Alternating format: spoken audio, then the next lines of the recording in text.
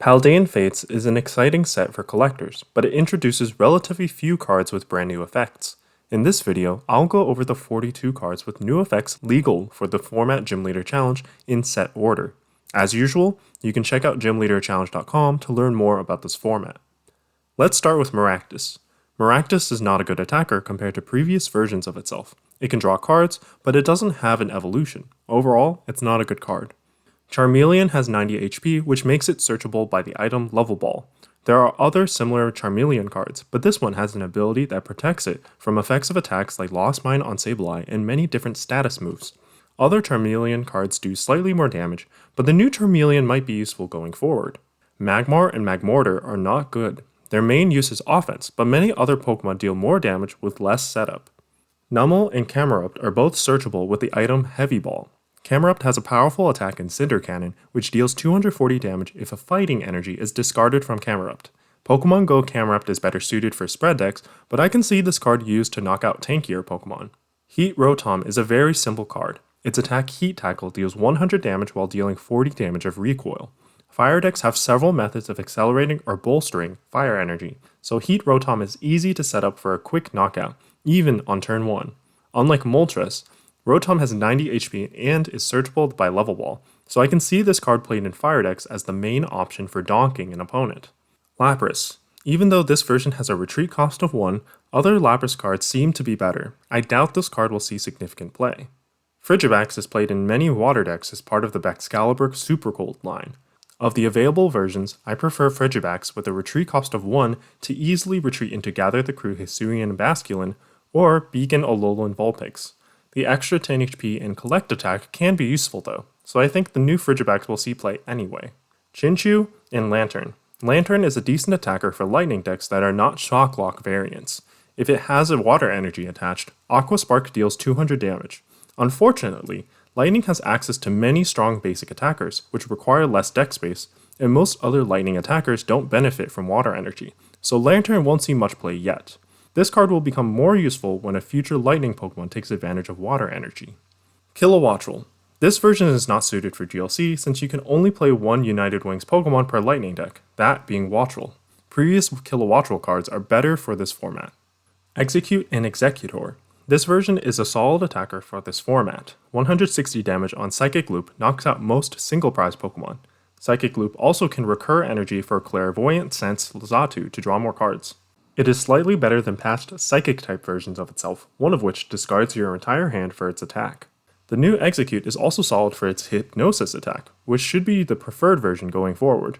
This line won't appear in most decks, but it's better than average. Chimecho. There are better Chimecho cards like the one with the attack Bell of Silence. Even in control decks, I don't think this one is worth playing. Mime Jr. This is a very situational card. In a vacuum, it's mostly good for its free retreat. In practice, you can use this to punish poor starts or Pokemon choice from your opponent. If your opponent starts with Amazing Rare Raikou and passes, Mime Jr. can immediately win the game. That said, in other situations, other Pokemon may be better suited as pivots. For Mime Jr. fans out there, this is its first legal print for GLC, and it's decent. Woobat and Zubat. This line is not good since so many Pokemon have attacks that cause guaranteed confusion. Cottony and Whimsicott. Whimsicott has free retreat, but the entire line has no good attacks. I'd rather play the other legal Psychic Whimsicott. Dedenne. This card is not good for GLC. Flittle. I don't think this version is good because it has very little HP and a retreat cost of 1. I prefer the 30 HP version from Scarlet Violet base set with no retreat, or any copy with 40 HP. Gimmighoul. Don't play this. There are no Psychic-type Gholdengo cards, so Gimmighoul will not be able to evolve in GLC yet. Phanpy and Donphan. This Donphan can deal a lot of damage, but it is a stage 1 attacker with limited utility. There are 2 other Donphan cards that require less setup to attack, and there are better attackers in the fighting type in general. The new Phanpy is also worse than past versions of itself. I can only imagine seeing these new versions in some kind of aggressive mill strategy, which has historically not performed well. Clobbopus and Graplocked. This line is not good. Effects of attacks are removed upon moving to the bench, so it is easy for your opponent to play around slow-acting Syncope. Its other attack deals average damage. Ghastly, Haunter, and Gengar. Night Gate is a great ability, but Gengar may take multiple turns to set up as a Stage 2 Pokemon. The line has limited use outside of this ability, and for that, it will still be niche. If a good Dark-type Gengar or Ghastly is printed, this Gengar might see more play. Scraggy and Scrafty. Lambast is a cool attack that can be useful against decks that rely on basic attackers. Against most decks, Bad Brawl Scrafty has higher damage potential and might be better, but they printed another Scrafty card, and that's already a win. Varoom.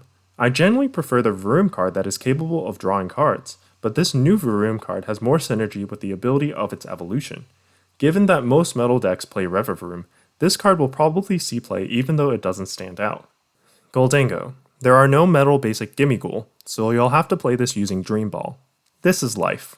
Cyclizar. This card is cool.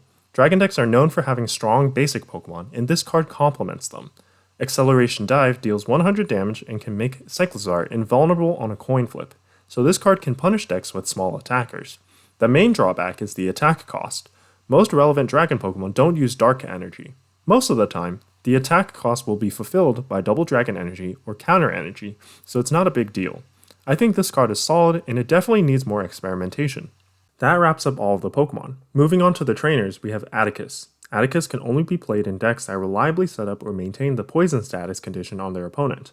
For those decks, this card is very strong, but otherwise is inconsistent or unplayable. Clive. This card is pretty cool since it lets you look at your opponent's hand and draw cards. The main issue is that this card is matchup dependent in a way that is similar to Copycat, which doesn't appear in many decks anymore. Also, there are several other cards that let you look at your opponent's hand in GLC. The card is not bad, but there are many better supporters. Moonlit Hill.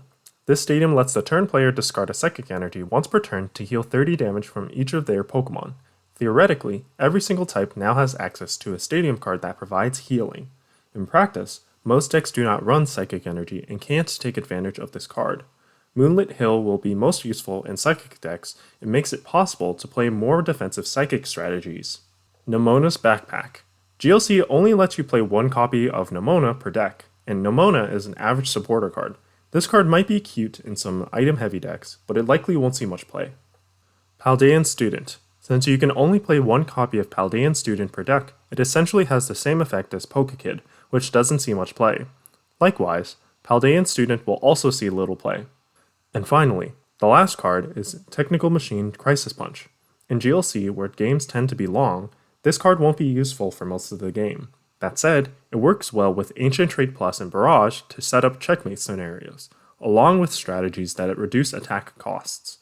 Even with Luxurious Cape, most Pokemon won't survive 280 damage. For this reason, Crisis Punch will likely see competitive play. Honestly, this set offers very little competitively new for GLC. That said, it has quite a few good shiny Pokemon suited for it. These include Revavroom, Tinkaton, Xatu, Palafin, and Entei, just to name a few. I personally will add some of these shiny pals into my decks, cause shiny Pokemon good. That's all for Paldean Fates. Thanks for watching, and see y'all in the next one. Bop!